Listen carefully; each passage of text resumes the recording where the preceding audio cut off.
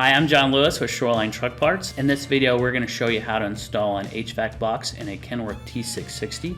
Now, this truck is a 2012 and it rolled into our shop without any refrigerant inside the system.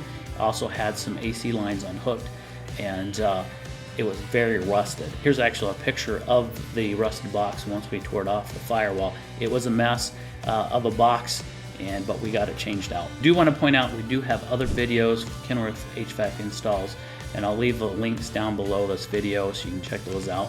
I just want to point out these HVAC box installs are nearly similar from year model. There's some small differences between them, but in the grand scheme of things, there's about 5 fasteners that hold these boxes onto the firewall. Goal is to remove everything that's attached to your HVAC box, so that way you can loosen the fasteners and then remove the box from the firewall. It's pretty simple, pretty straightforward. There might be some differences inside the interior as far as the trim packages and things, and maybe how the AC lines are hooked up to the box. But for the most part, they're pretty straightforward. Without further ado, let's get started on this video.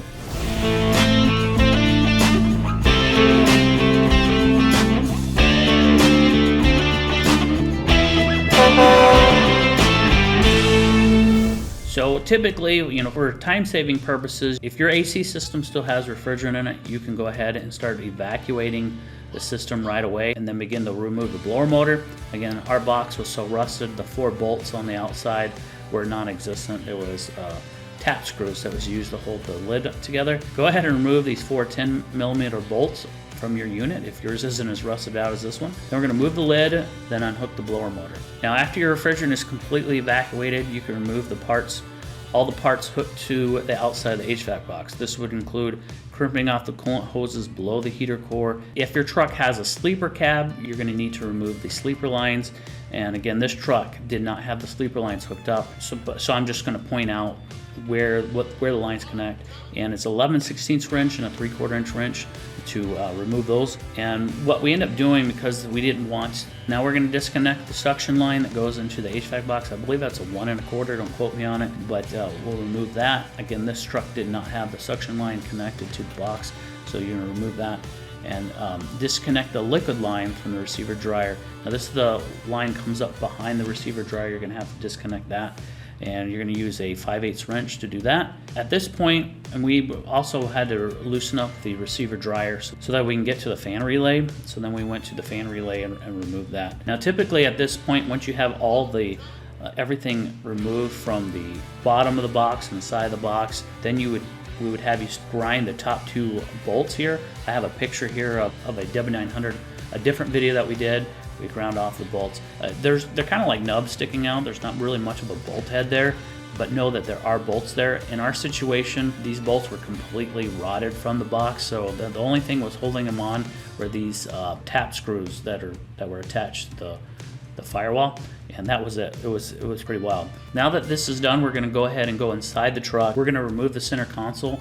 Basically, you need to remove this cup holder. It reveals these 2 screws. You have to unscrew these 2 screws, which will allow you to back the fire. They'll allow you to remove the center console, and then you'll find the 2 wires behind the cigarette lighters. And just unplug those, and then it gives you access to the back of that. Next, we're going to remove the kick panel underneath the glove box. Basically, it's just clips that hold it in. You just push down, and that will remove. The differences between this video and some of our older videos is the trim around the instrument panel there.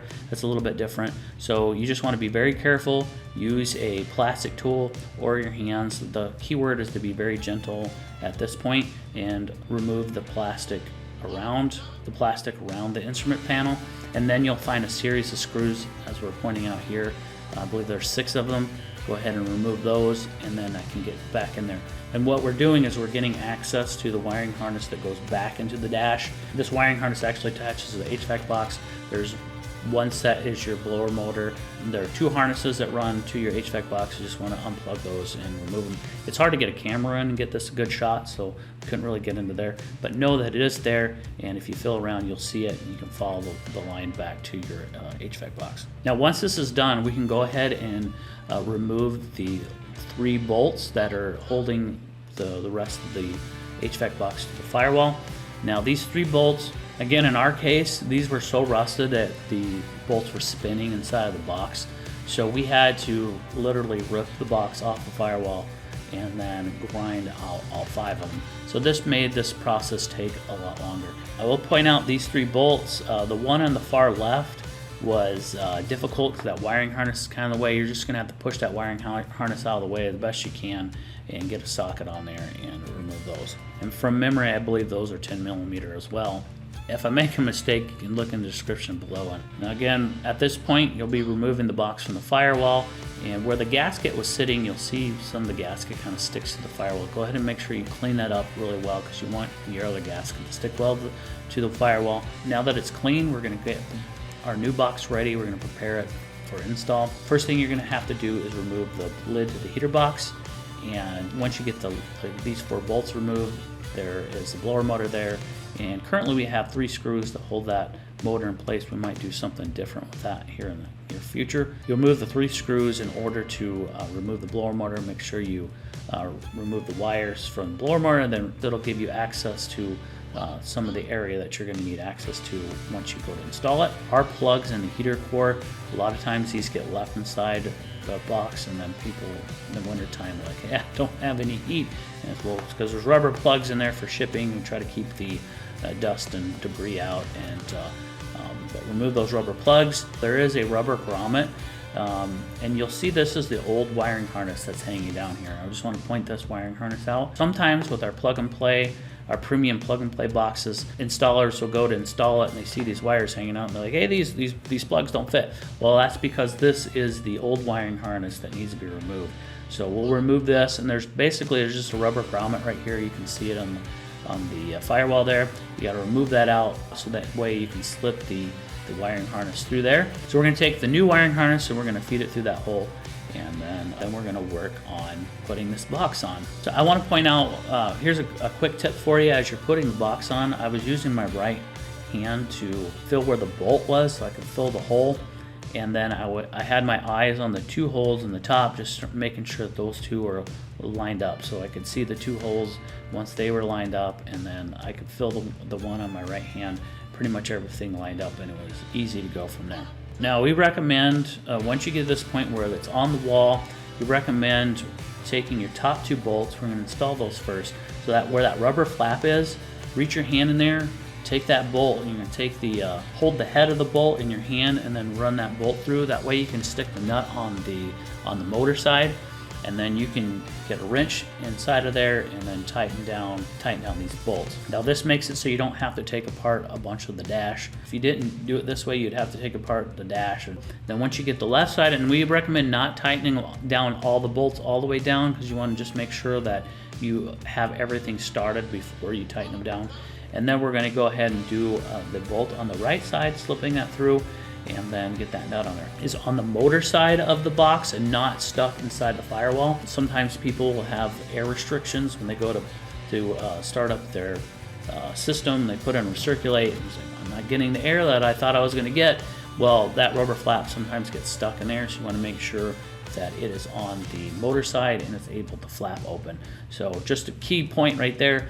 And then, so after we do the top 2 bolts, once we go back inside the cab, we're going to go ahead and grab our stainless steel fasteners and tighten down the nut on the left, the right, and then run the bolt through the middle. And again, we're just tightening these down. We're not going to do them all the way until we know that we got all 5 of them in place. And then once they're all 5 of them in place, then you can tighten down all 5 of these fasteners. And I do want to say, when you're doing any of these fasteners and AC lines, make sure you use anti-seize on the threads. That way, in the future, when you go to remove your lines or your nuts or whatever, and even for just the ease of installation, anti-seize is going to be your friend. I know anti-seize is horrible. You end up looking like this guy with anti-seize, but it's going to make your install a whole lot better.